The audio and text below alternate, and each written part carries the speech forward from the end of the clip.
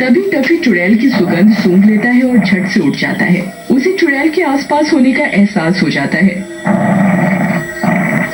वो जोर जोर से भौंकने लगता है।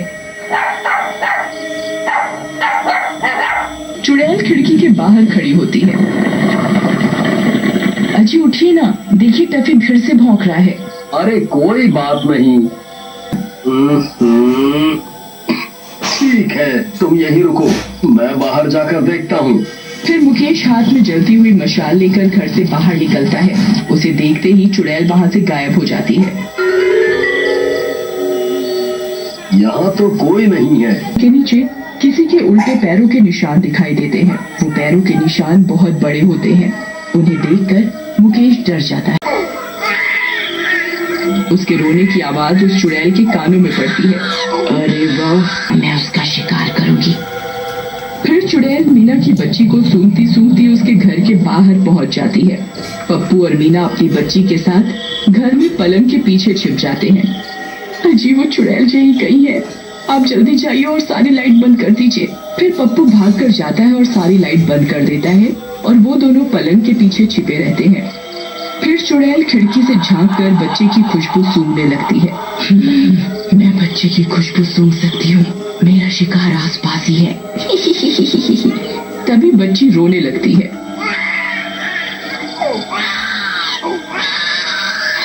अरे मर गए रे। अरे मीना, इसे चुप करवाओ, नहीं तो चुड़ैल हमें ढूंढ लेगी। अरे मर गए रे।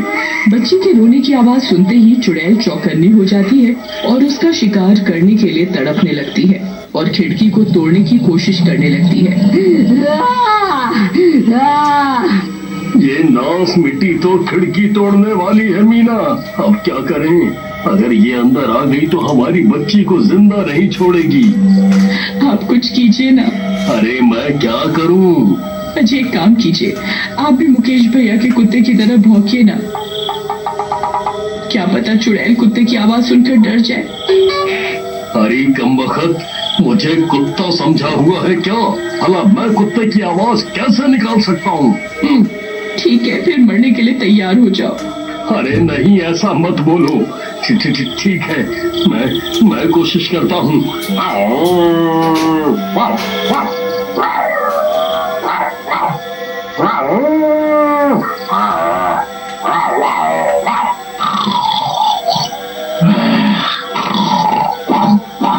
कुत्ते की आवाज सुनकर चुड़ैल वहीं रुक जाती है, लेकिन दूसरे ही पल वो समझ जाती है कि ये कोई कुत्ता नहीं बल्कि इंसान ही है। अरे मूर्ख इंसान, तुझे क्या लगता है तू मुझे पागल बना सकता है? आज मैं तेरे बच्चे को नहीं छोड़ूंगी। अरे मर गए रे। अरे मीना, हमारी कुत्ते वाली तरकीब तो फेल हो गई। अब क्या करूं? अब किस जानवर की आवाज निकालूं? अजी, पप्पू भैया के घर से कुत्ते की अजीब अजीब सी आवाजें कौन निकाल रहा है जी? फिर मुकेश घर से बाहर निकलकर देखता है तो उसकी आंखें फटी की फटी रह जाती हैं। वो चुड़ैल पप्पू के घर की खिड़की तोड़ रही होती है। अरे सविता, ये तो वही चुड़ैल है, पड़ गई है। तभी टफी घर से बाहर निकलता है और चुड़ैल को देखकर भौंकने लगता है।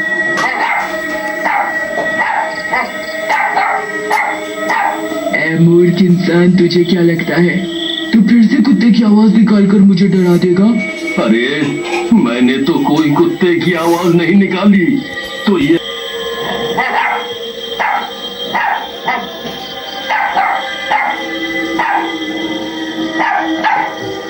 नहीं टफी, रुक जाओ, आगे मत जाओ। तुम अकेले उस चुड़ैल का सामना नहीं कर।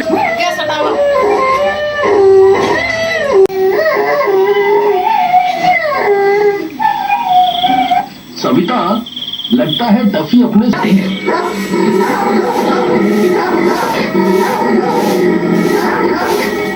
अरे नहीं, ये इतने सारे कुत्ते कहाँ से आ गए? अब क्या करूं?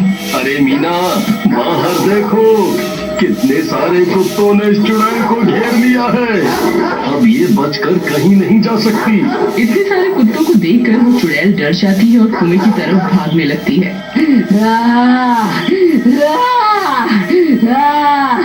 सभी कुत्ते भी उसका पीछा करने लगते हैं।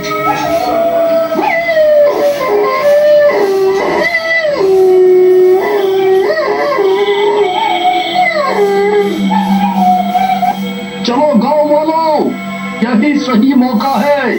हमें इस चुड़ैल का पीछा करना होगा। अब हम इसे अपने हाथों से बचकर नहीं जाने दे सकते। चलो भाइयों, आज इस चुड़ैल को जिंदा नहीं छोड़ेंगे। आज इसका काम तमाम करके ही रहेंगे। आ जाओ। फिर चुड़ैल भागती भागती जंगल पहुंच जाती है और कुएं के अंदर चली जाती है। सभी गांव वाले भी क्या करें? एक काम करते हैं, इस कुएं में ही आग लगा देते हैं। फिर गांव वाले लकड़ियां इकट्ठा करके कुएं में डालने लगते हैं और कुएं को आग के हवाले कर देते हैं। आग लगते ही चुड़ैल भी तड़पने लगती है। आह, मर गई रे। आह, आह, अरे गांव वालों, ये तुमने क्या किया? अरे नहीं। आह, आह, आह। और देखते देखते उस चुड़ैल का अंत हो जाता है।